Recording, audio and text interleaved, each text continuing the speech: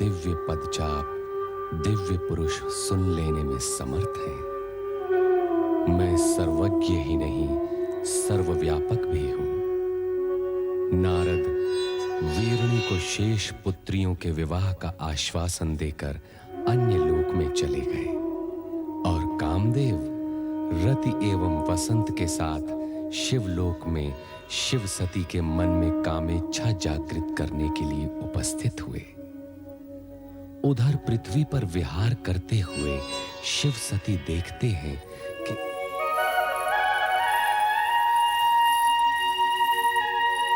इंद्र। स्वामी, पृथ्वी भ्रमण का आनंद ही अनूठा है।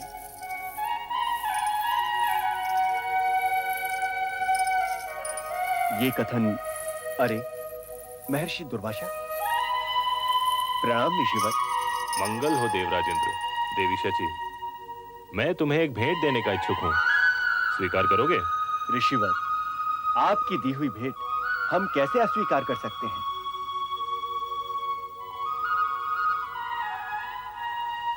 आज्ञा दें।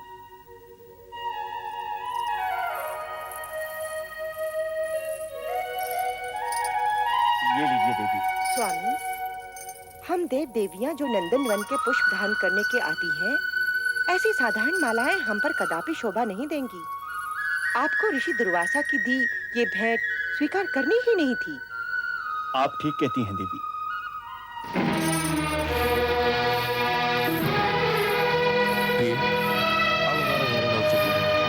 चलो कैलाश लौट चले।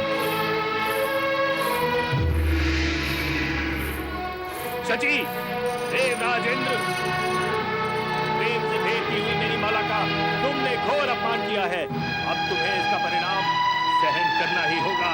मैं तुम्हें श्राप देता हूँ कि अपनी स्वर्ग संपदा से वंचित होकर तुम और तुम्हारे साथी देवताओं का उस प्रकार स्वर्ग से पतन हो जाएगा जिस प्रकार मेरे द्वारा की हुई माला को तुमने पतित किया है। स्वामी, शीघ्र ही हमारा स्वर्ग जाना आवश्यक है। अहंकार वश ही सही, पर दुर्वासा द्वारा भेंट माला को फेंककर इंद्र और इंद्राणी ने जो अपराध किया, उसके परिणाम स्वरूप दोनों के आनंदपूर्ण भविष्य में अंधकार की कालिमा प्रवेश कर गई और स्वर्ग का संपूर्ण वातावरण हर्षोल्लास से वंचित हो गया। प्रणाम देवेंद्र। प्रणाम देवेंद्र। प्रणाम देवेंद्र। प्रणाम इंद्रदेव।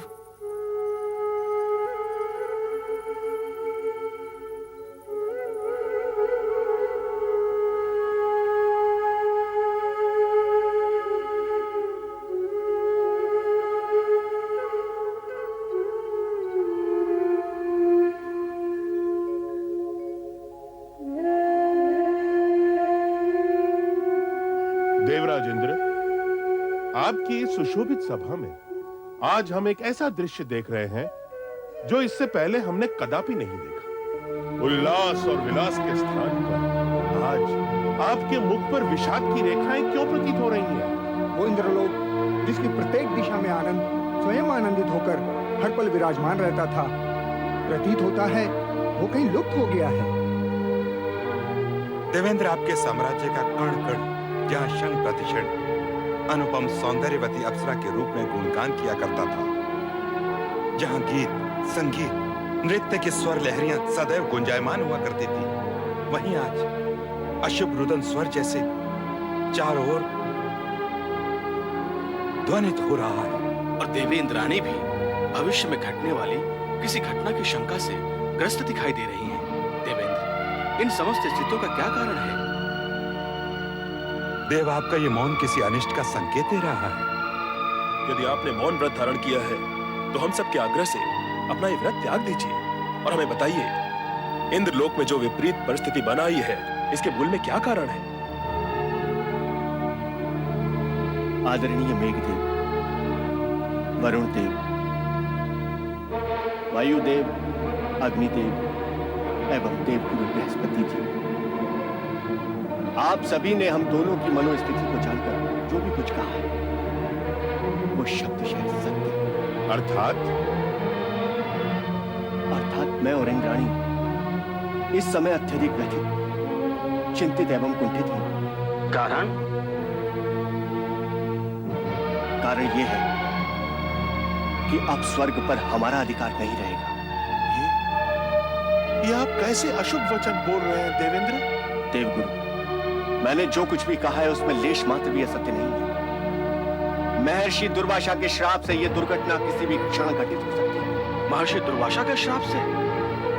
और हम इंद्राणी के कहने में आकर भूलवश दुर्वासा ऋषि द्वारा भेंट की गई माला का अनादर कर बैठे और उसी से कुपित होकर उन्होंने हमें यह श्राप दिया है कि दानवों का बल देवताओं की अपेक्षा दोगुना हो जाएगा और हम अपने समस्त देवगणों के साथ इस स्वर्गलोक से सदा सर्वदा के लिए वंचित हो जाएंगे। देव, आपने ये कैसा अनर्थ कर डाला? महर्षि दुर्वासा का श्राप कभी मिथ्या नहीं हो सकता। वो अपना प्रभाव अवश्य लाएगा। उनके श्राप से मुक्ति निवारण का कोई उपाय नहीं, कोई उपाय नहीं। अब स्वर्गलोक अवश्य नष्ट भ्रष्ट हो जाएगा देवराज इंद्र। हम सभी को इस स्वर्ग संपदा से सदैव के लिए वंचित होना पड़ेगा।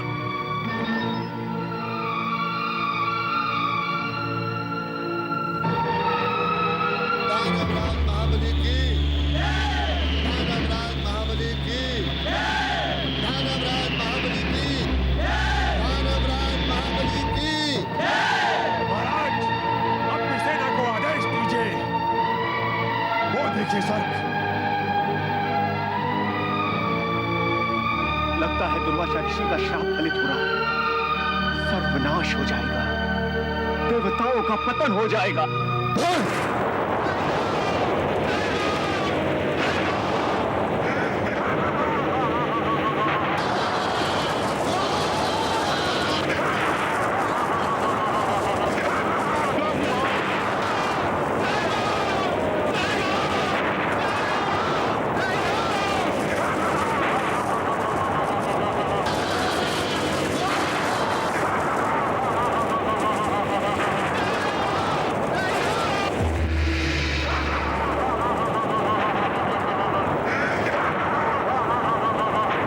के अटूट नियम के अनुसार अब कर्म का परिणाम अशुभ ही होता है। दुर्वासा ऋषि के श्राप के फल स्वरूप स्वर्ग पर असुरों के अधिकार के पश्चात इंद्रादि को स्वर्ग त्यागना पड़ा। कैलाश पर इंद्र के इस अधोपतन से व्यथित सती शिव से इंद्र व स्वर्ग की रक्षा के लिए आग्रह करती है। इस भीषण समस्या का कोई तो समाधान होगा स्वामी। मुझे आश्चर्य हो रहा है, आप सब कुछ जानते हुए भी मौन रहे। आपने दुर्वासा ऋषि को रोकने का प्रयत्न भी नहीं किया। देवी, हर किसी को अपने किए हुए कर्मों का परिणाम किसी न किसी रूप में भुगतना ही पड़ता है। विधाता के विधान में हस्तक्षेप करना ब्रह्मा, विष्णु और महेश के लिए भी असंभव है। आप तो करुणा निधि हैं, भक्तों के उद्धारक हैं। देवताओं की भी आप पर अपार श्रद्धा और भक्ति है। उन्हें संकट से उबारना आपका परम कर्तव्य है। जब हमारे उन भक्तों को हमारे पास आने की प्रेरणा मिलेगी, तब हम अपना ये कर्तव्य अवश्य निभाएंगे। परंतु समय से पहले देवताओं को स्वर्ग सुख का अधिकार नहीं मिल सकता। असुराधिराज स्वर्गाधिपति महाराज बलि की जय। असुराधिराज स्वर्गाधिपति महाराज बलि की जय। महाराज बलि की जय। महाराज बलि की जय।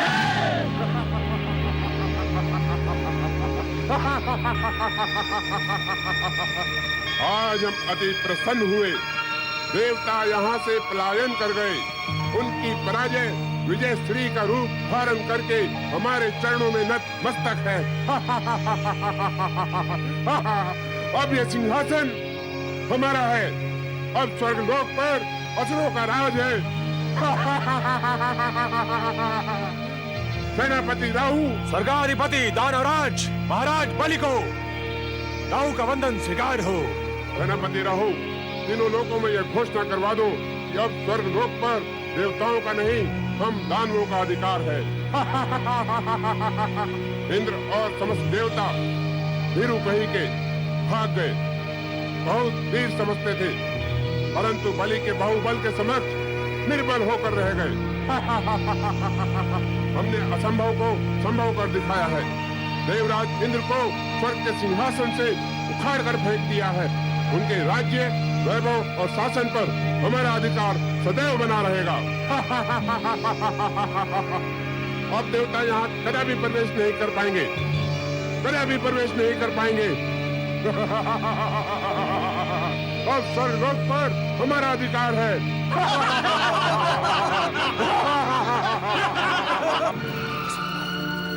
असंभव! स्वर्ग से हमें अपदस्थ करना असंभव है। स्वर्ग हमारा है, इस स्वर्ग पर हमारा जन्म सिद्ध अधिकार है। असुरों की प्रकृति निरंकुश है, उन्हें नियमों में बांधना कठिन है, वो बलशाली भी है। उनकी आसुरी शक्तियों से जीतना हम देवताओं के लिए असंभव है। ऐसी बातें करके आप हमारे मनोबल को ना गिराइए वरुण देव। हम ब्रह्मदेव की शरण में इसीलिए आए हैं कि वो हमारा मार्गदर्शन करे और इस संकटकालीन स्थिति से हमें उबारे। पता नहीं देव ऋषि महाराज इस समय कहाँ होंगे। अपनी वाक्पटुता से किसी को प्रभावित करने की कला जो उनके पास है, वो हम में से किसी के पास भी नहीं है। नारायण नारायण। धन्यवाद स्वर्गाधिपति इंद्र, धन्यवाद। किसी भी संदर्भ में आज आपने इस हरिभक्त नारद की प्रशंसा तो की। आइए परमपिता ब्रह्मा के समक्ष अपनी समस्या रखें। आइए। नारायण नारायण नारायण नारायण। परमपिता ब्रह्मा, आज देवराज इंद्र और समस्त देवगण आपके समक्ष एक गंभीर समस्या लेकर उपस्थित हुए हैं। हे सृष्टिकर्ता ब्रह्मा जी, हम पर घोर अत्याचार हुआ है। आपको ये जानकर अत्यंत दुख होगा कि हम पर अत्याचार करने वाला आप ही से उत्पन्न ऋषि अत्रि का पुत्र है। हम दुर्वासा के क्रोध से भली भांति परिचित। किंतु ब्रह्मदेव, सर्वप्रथम तो एक ऋषि को अपने क्रोध पर ही विजय पानी चाहिए। दूसरी बात ये कि क्रोध करने का कोई कारण भी तो होना चाहिए। किंतु दुर्वासा ने तो हम पर अकारण ही क्रोध किया है और हमें श्राप देकर असुरों के लिए स्वर्ग का मार्ग प्रशस्त किया है। देवराज, क्या दुर्वासा के उग्र स्वभाव से आप परिचित नहीं? क्षण मात्र में क्रोध की ज्वाला उनके मन में प्रकट हो जाती है। इस बात का आपको ध्यान रखना चाहिए था। दुर्वासा का शाप तो एक निमित्त मात्र है सरस्वती। देवराज, स्वर्ग से आप लोगों के निष्कासन का कारण आपके अपने कर्म। हमारे कर्म पालन में कौन सी त्रुटि रह गई ब्रह्मा जी? हमारे कर्तव्यों में कहाँ खोट आ गया? देवराज, सबसे बड़ा खोट तो यही है कि आप लोगों ने अपने अधिकारों के उपयोग पर तो पूरा ध्यान दिया, किंतु अपने कर्तव्यों की उपेक्षा ही कर दी। देवी सरस्वती, आपका क्या विचार है? आप सत्य कह रहे हैं ब्रह्मदेव। मोह, विलास, आनंद क्रीड़ाओं में रमे देवगण ये भी भूल गए कि इंद्रासन को अपनी जगह पर टिकाए रखने के लिए देवताओं को धर्म, कर्म, पुण्य और जन कल्याण का भी पूरा ध्यान रखना पड़ता है। ये माना कि हमसे कुछ त्रुटियां हुई हैं, किंतु इसका अर्थ ये तो नहीं कि देवताओं से उनका स्वर्गलोक छीन लिया जाए, असुरों को असुरलोक बनाने की छूट दे दी जाए। शांत देवराज, शांत। जो घटित हो गया उसे बदला नहीं जा सकता। अब इस विषय में और अधिक विचार विमर्श करने के लिए आप लोगों को भगवान विष्णु के पास जाना होगा। वो देवताओं के परम हितैषी एवं शुभ चिंतक। हे चतुर, यदि नारायण के सम्मुख आप ही हमारा प्रतिनिधित्व करें तो अति उत्तम होगा। भगवान श्री हरि विष्णु आपकी समस्या से अवगत हैं देवराज। आपको मार्गदर्शन मिल गया, किंतु उस पर चलना आप ही का। हमें विश्वास है चतुर्भुजधारी विष्णु आपकी समस्या का कोई न कोई समाधान अवश्य ढूंढेगा। जय वैकुंठ।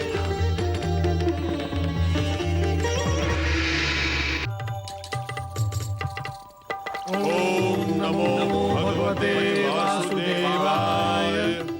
नारायण नारायण।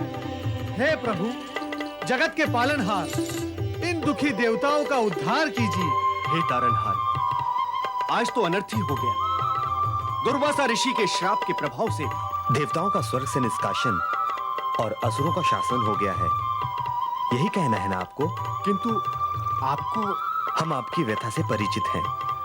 दुर्वासा का शाप एक ऐसी घटना चक्र का प्रवर्तन कर चुका है जिसे रोकना किसी के भी वश में नहीं। किंतु ब्रह्मा जी ने तो मार्गदर्शन दिया था कि पालनहार परमात्मा श्री हरि विष्णु ही देवताओं की सहायता कर सकते हैं।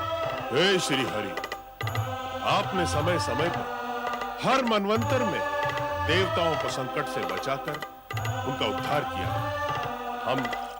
हम तो बड़ी आशा लेकर आपके पास आए हैं प्रभु। देवगुरु बृहस्पति जी, यह सत्य है कि हम देवताओं के शुभ चिंतक हैं, किंतु प्रभु, आप त्रिदेवों में सृष्टि के पालनहार हैं। आप ये भली भांति जानते हैं कि सृष्टि के आरंभ से ही स्वर्ग पर देवताओं का अधिकार रहा है।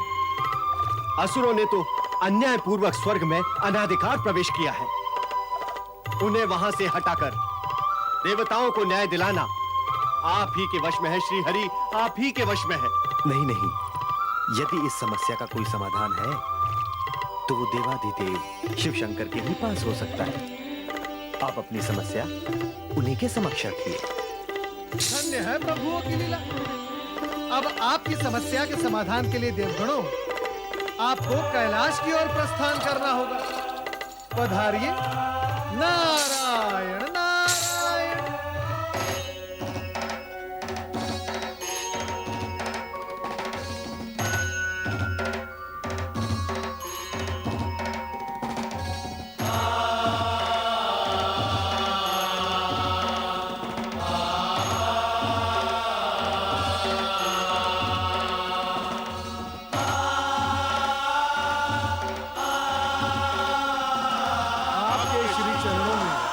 हमारा अभिवादन स्वीकार हो देवी सती। पधारिए। कैलाश धाम में आप सभी का स्वागत है। देवराज और देवगणों के साथ जो अन्याय हुआ है उसका मुझे अत्यधिक दुख है। इस विषय में मेरे स्वामी से भी चर्चा हुई थी।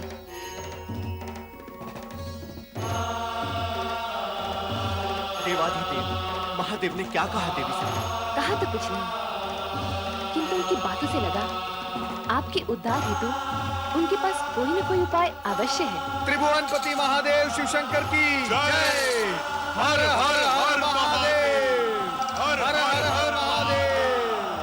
हर हर हर महादेव।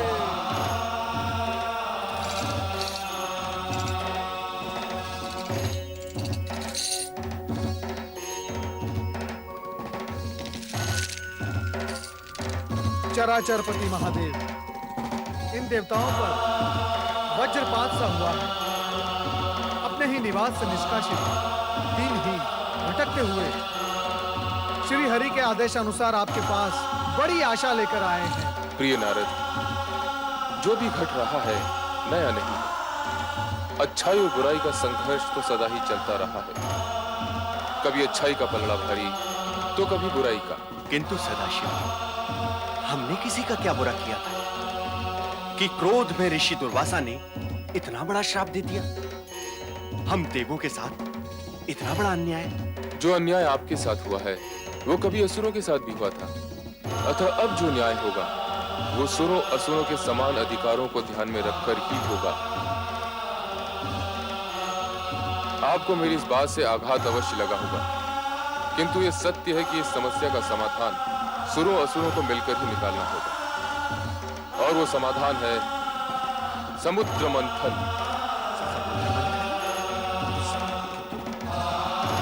भयभीत होने की आवश्यकता नहीं। समुद्र मंथन के बाद कई ऐसी घटनाओं का जन्म होगा जो देवताओं के हित में होंगी। समुद्र से निकलने वाले रत्नों का विभाजन सुरों असुरों की योग्यता के अनुसार ही होगा। क्यों देवराज, आपको कोई संशय है? नहीं देवाधिदेव, किंतु असुरों का सेनापति राहु हठी स्वभाव का है। समुद्र मंथन का ये प्रस्ताव उसे स्वीकार होगा या नहीं, मुझे इसमें संशय है प्रभु। राहु को सहमत करने का दायित्व हम देव ऋषि नारद को सौंपते हैं। क्यों नारद? मैं अवश्य प्रयास करूंगा महादेव कि असुर सेनापति राहु समुद्र मंथन के प्रस्ताव को मान ले।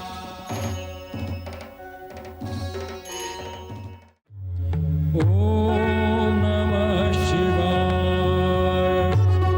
ओम नमः शिवाय। ओम नमः शिवाय। ओम नमः शिवाय। ओम नमः शिवाय।